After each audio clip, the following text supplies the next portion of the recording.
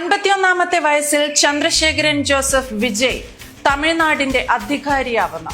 വിമർശനങ്ങളും ട്രോളുകളും സ്വകാര്യ ജീവിതമേൽപ്പിച്ച പരിഹാസങ്ങളും കാറ്റിൽ പറത്തി MK സ്റ്റാലിന്റെ നെഞ്ചത്താണ് അയാൾ ഇന്ന് കസേരയിട്ടിരിക്കുന്നത്. താരജാടയൊട്ടും തന്നെ ഇല്ലാത്ത വ്യക്തിത്വവും അടിയുറച്ച നിലപാടുകളും ഒന്നിനു പിറകെ ഒന്നായെത്തി തിയേറ്ററുകളെ ഇളക്കിമറിച്ച ഹിറ്റ് സിനിമകളും. അണ്ണയാര് എന്ന ചോദ്യത്തിന് ദളപതി എന്ന ഉത്തരമായി അദ്ദേഹത്തെ വാഴ്ത്തി.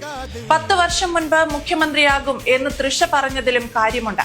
കാരണം ഈ തെരഞ്ഞെടുപ്പും ഈ വിജയവും വർഷങ്ങൾക്ക് മുൻപേയുള്ള പ്ലാനിംഗ് തന്നെയാണ്. സിനിമാ താരങ്ങളെ ഭരണസിരാ കേന്ദ്രങ്ങളിലേക്ക് എത്തിക്കുന്നത് തമിഴ് മക്കൾ നിർത്തി എന്ന് പലരും വിധിയെഴുതിയ അതേ നാട്.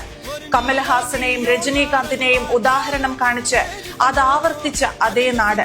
പിന്നെ എങ്ങനെ വിജയ്? CN അണ്ണാദുരൈയും M കരുണാനിധിയും സിനിമാ സംഭാഷണങ്ങളിലൂടെയും തിരക്കഥകളിലൂടെയുമാണ് ദ്രാവിഡ രാഷ്ട്രീയം ജനങ്ങളിലേക്ക് എത്തിച്ചത്. പിന്നീട് ഈ ആശയങ്ങളുടെ ബിംബമായി MG രാമചന്ദ്രൻ എന്ന MGR പരിണമിച്ചു. സിനിമയിലെ രക്ഷകൻ യഥാർത്ഥ ജീവിതത്തിലും രക്ഷകനായി മാറുമെന്ന വിശ്വാസം തമിഴ് വോട്ടർമാരുടെ ഉപബോധ മനസ്സിൽ ഇക്കാലത്താണ് വേരുറപ്പിച്ചത്.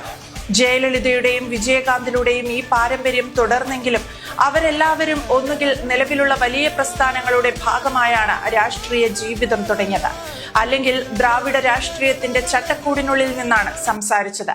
ഇവിടെയാണ് ചന്ദ്രശേഖരൻ ജോസഫ് വിജയ് തന്റെ രാഷ്ട്രീയ പരീക്ഷണത്തിലൂടെ വഴിമാറി നടക്കുന്നത്.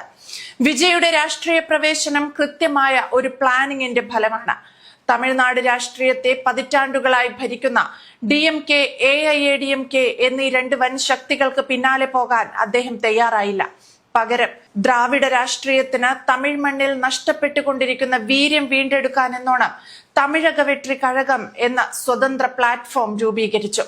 ഇതിലൂടെ DMK മുന്നോട്ട് വയ്ക്കുന്ന കുടുംബ രാഷ്ട്രീയത്തെയും BJPയുടെ ദേശീയതയെയും ഒരേപോലെ എതിർക്കുന്ന ഒരു മൂന്നാം പാത വെട്ടിത്തെളിക്കാനായതാണ് വിജയെ വ്യത്യസ്തനാക്കിയത്.